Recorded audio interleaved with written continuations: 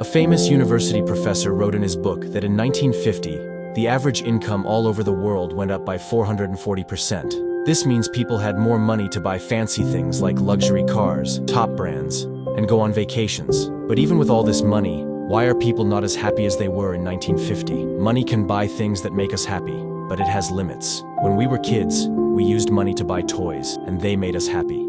As we got older, money helped us buy things like cars, go to restaurants, and watch movies.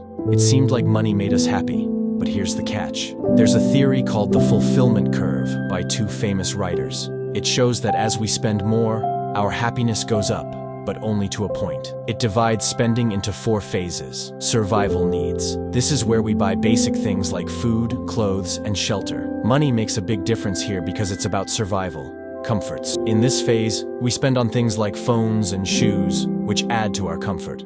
Money still makes us happy, but not as much. Luxuries.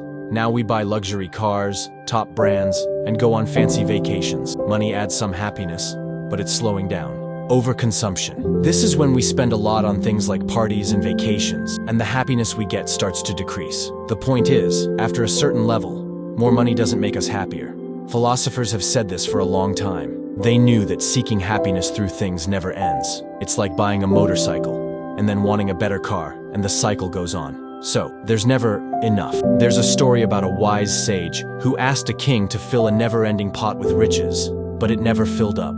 The sage said this pot represents our hearts, which are always greedy, never satisfied. Another story tells of a king who offered a big prize to whoever could bring the most valuable thing from a garden filled with treasures. Many tried, but failed.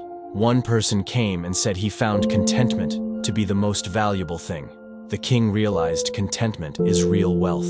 Even in the US, famous basketball players make lots of money, but many of them end up bankrupt because they couldn't control their spending. The same happens with lottery winners. After a brief spike in happiness, they end up less happy than before. In the end, the real wealth is being content with what you have. Spend for your needs, comforts, and even some luxuries. But remember, money can only take you so far in finding happiness. Thanks for watching.